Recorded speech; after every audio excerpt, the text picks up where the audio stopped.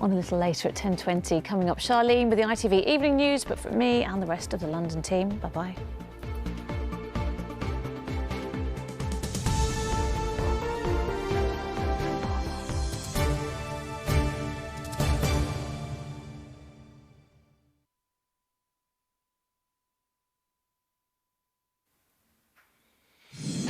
They just keep on coming. More lockdown party revelations, more apologies from the government, including one to the Queen.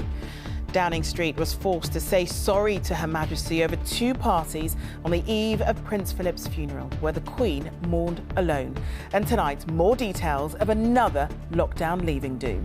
Another extraordinary day for Novak Djokovic. His Australian visas revoked again, and time's ticking with the Open starting on Monday. Regina Giuffre says powerful men must be held to account. Now the civil trial against Prince Andrew can go ahead. And what next for the British Asian history maker? She's back in warmer climes after conquering the South Pole.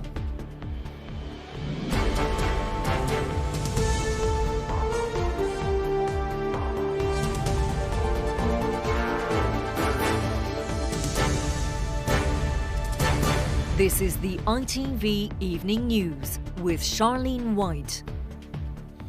Good evening. Downing Street's been forced to make an apology to the Queen after the party scandal hit a new low. It's emerged another two were held at number 10 on the eve of the Duke of Edinburgh's funeral, while the rest of the country was living under restrictions and in a period of national mourning. Staff had drinks and danced into the night at Downing Street. Hours later, the Queen sat alone, socially distanced, at the funeral of her late husband. The Prime Minister wasn't at those parties, but can't escape the accusations of presiding over a culture where it seems rules were repeatedly broken. Our Deputy Political Editor, Anushka Asthana, has the latest. It was an iconic image that spoke not only to the Queen's pain, but to the pain of a nation that had suffered loneliness and isolation as a result of the pandemic. But we now know that on the night of the 16th of April, as the Queen prepared for Prince Philip's funeral, some Downing Street staff brought a suitcase of wine into the building for leaving parties that included music and dancing, resulting today in this.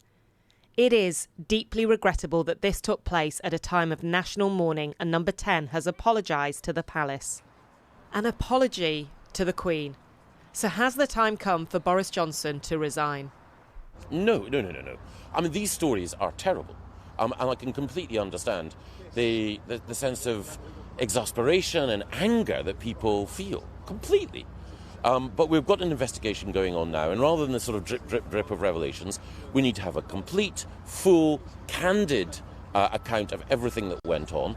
Drip, drip, drip is right, and with every story comes a little more fury for the public, as so many conversations across the country turn to the same subject. Boris wants to party! La, la, la, la, la. And for Tory MPs like Andrew Bridgen, who became the latest to submit a letter of no confidence in the Prime Minister. He's lost his moral authority to lead the country. Leadership is about setting an example. It's tough to take for those like Kieran McArdle, who was fined after having 3 friends over for socially distanced drinks.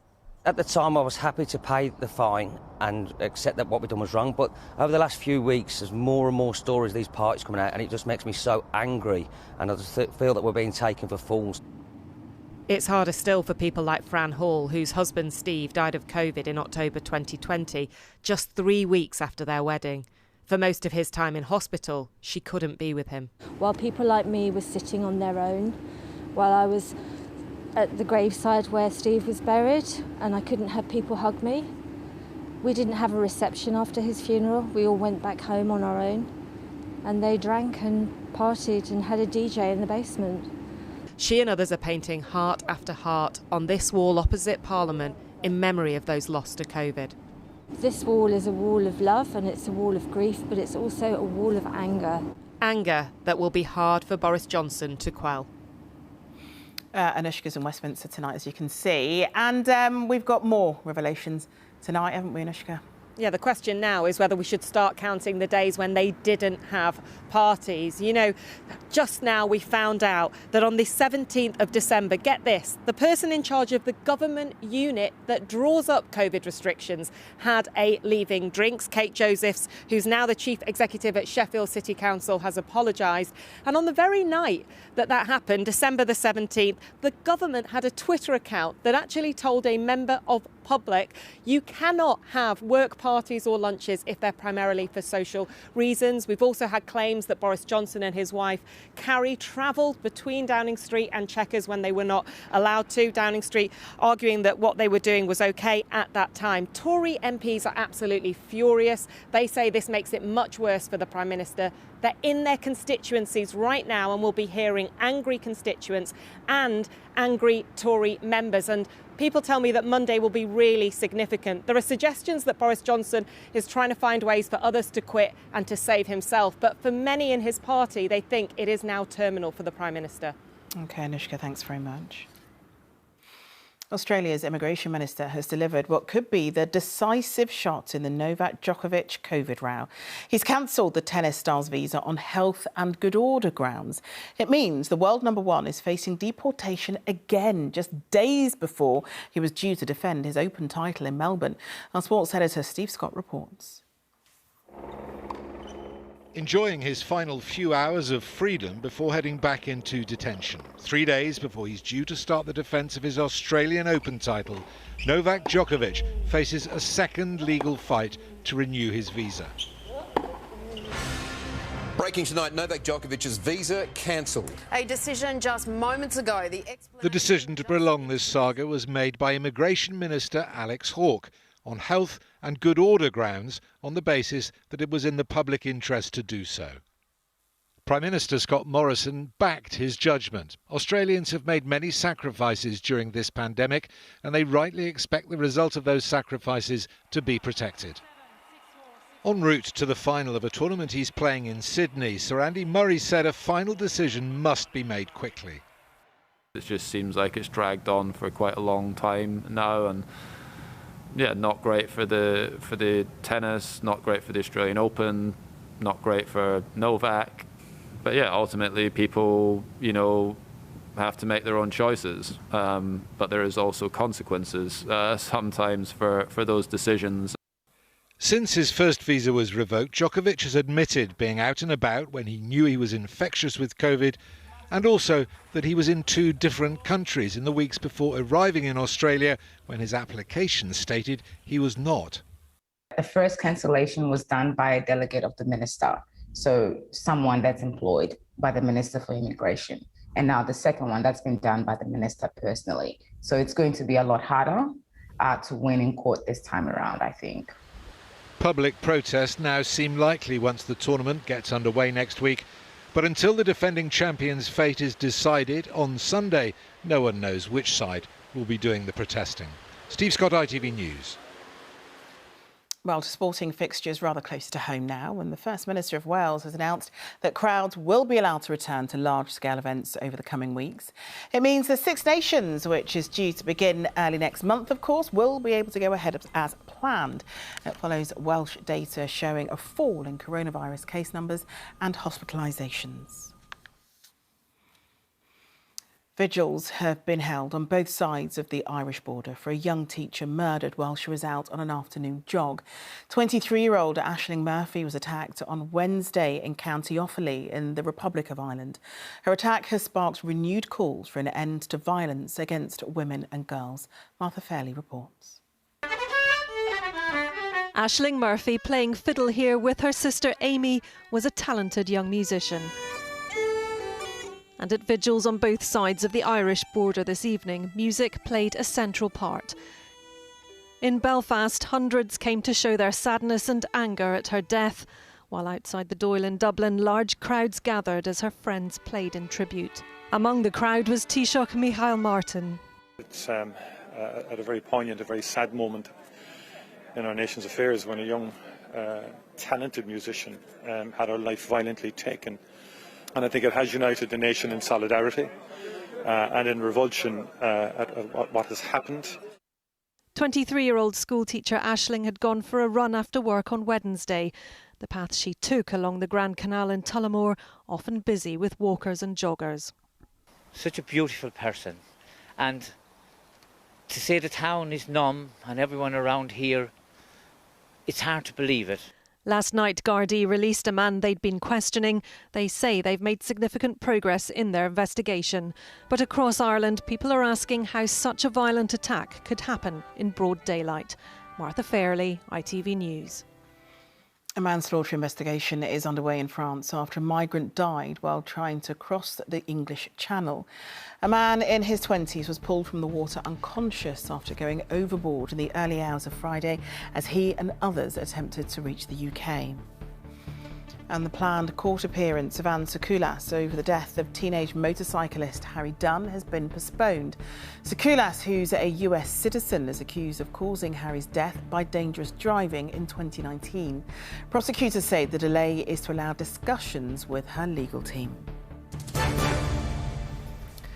The woman who's accused Prince Andrew of sexual assault has spoken for the first time since a US judge allowed her civil lawsuit to go ahead. Virginia Giuffre said the decision gives her the opportunity to expose the truth.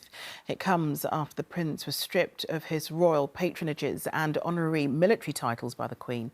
He strongly denies the allegations. Well, Neil Connery is here. Neil, what else did Virginia Giuffre have to say? Well, as you say, she strongly expressed her view on this decision for this case to go ahead. She tweeted, "I'm glad I will have the chance to continue to expose the truth.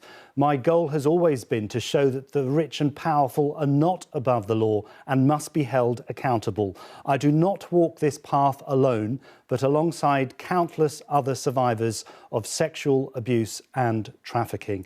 Now, yesterday, as we know, the Duke of York's military titles and royal patronages were returned to the Queen. There have been calls in York for him to lose his dukedom, including from the Labour MP for York Central, who said it was untenable for Andrew to cling on to his title another day longer. Now, a source close to the Prince, who has always strenuously denied these allegations, has said he will continue to defend himself against the case. OK, Neil, thank you. OK, still to come on the ITV Evening News. Care in the community, a special report following the work done by our health heroes to take pressure off hospitals. And the skier whose trip to the South Pole has put her in the record books. Those stories and more after the break.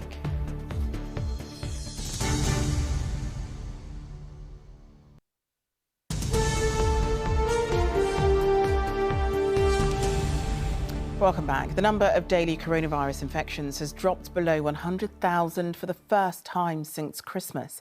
It comes the day after a senior NHS leader said England's hospitals may be reaching the peak of COVID patients. Any respite can't come soon enough for many hospitals, which are struggling to free up enough beds. In the latest in her Fight on the Frontline series, our health editor Emily Morgan has been to the south of England to see how a trust is trying to tackle the problem. Beneath the skyline in Portsmouth, in communities across the city, little things are making a big difference. Starting her day caring for people at home, Natalie drives to her first patient. She's a community nurse with the rapid response team. Hello, Valerie, it's the nurse from the rehab team. Valerie has MS and needs daily care and physio. And remember, there's no rush. Slow and steady always wins the race. Last week, Valerie had a fall and needed hospital treatment, only she couldn't get in. I landed outside QA Hospital with 23 other ambulances, and everyone had a patient in, and the doctor treated me in the ambulance. Natalie's job is to ensure Valerie doesn't have to wait for care again. A lot of people don't want to be in hospital, so if we can keep them at home with the support, the right support in place, hospital can be avoided. So his predicted discharge date is the 30th of January.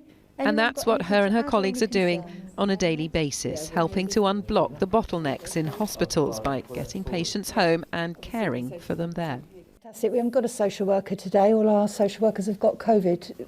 With so many staff absences, though, things have slowed right down and not all patients can be discharged when they want. If this winter has taught us anything, it is how important the relationship is between local hospitals and social care in the community. The moment that breaks down, like it has in some areas because of COVID, then the whole system freezes up. And have you noticed an improvement already? Oh yeah, in the movement. Natalie's second patient is Pam. She had to spend 59 days in hospital and was desperate to leave. I couldn't wait to come home. And once I was home, it was wonderful. You know, it made a lot of difference to me. I think it helped me get better quicker to come home. Yeah, definitely. Staying in hospital was not a good thing? No. Not for that long. Getting more people out of hospital like Pam won't happen overnight, but there's no doubt this team are doing everything they can to help. Emily Morgan, ITV News in Portsmouth. The cricketer who helped expose deep-seated racism within the sport has told ITV News his family received threats after he spoke out. But former Yorkshire player Azeem Rafiq said he won't back down. It came as a committee of MPs called for government funding to be cut to English cricket if it doesn't tackle what is called endemic racism. Here's our North of England reporter Hannah Miller. A sport where racism is deep-seated that needs to clean up its act. Those the words of a committee of MPs investigating the treatment of former Yorkshire County Cricket Club player Azeem Rafiq, whose allegations of institutional racism prompted a major inquiry. It's endemic throughout the game, and a lot of the counties, I feel like, are still in the defensive mentality and pretending that this is just a Yorkshire problem. Since speaking out, he says his family have received threats of physical violence. There was a lot of people who were prepared to come out publicly, and the system wanted to scare them. And they managed to do that because it has deterred a lot of people from coming forward. This is where it all began, when an internal investigation found that Azeem Rafiq had been subjected to racial harassment and bullying, but concluded that no one would face disciplinary action as a result. The backlash against that decision has since prompted a whole raft of resignations and dismissals, and a lot of soul-searching on a much wider scale. Today's report says there are grounds for optimism here, with Yorkshire County Cricket Club adding that it wants to become a beacon for action and change. But if similar progress isn't made elsewhere, the report authors say the England and Wales Cricket Board should be starved of the £2.5 million of government funding it receives each year. The ECB and the English game is currently in the emergency room, and the only way it gets out of the emergency room is by taking tough action.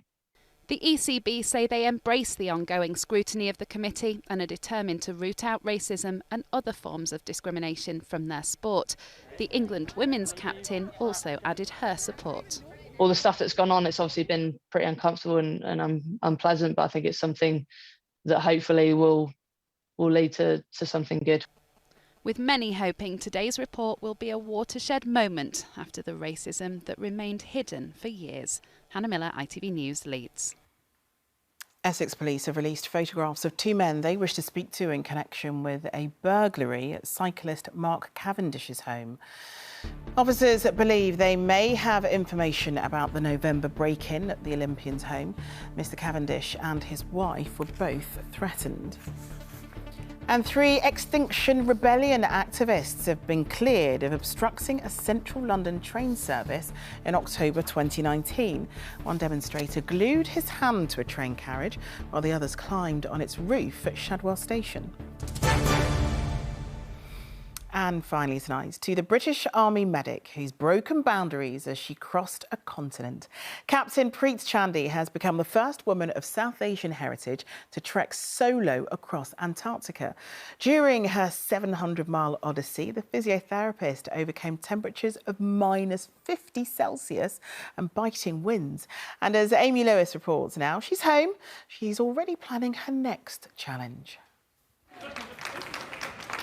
She has just trekked 700 miles across Antarctica in icy isolation, but it's this that melts her.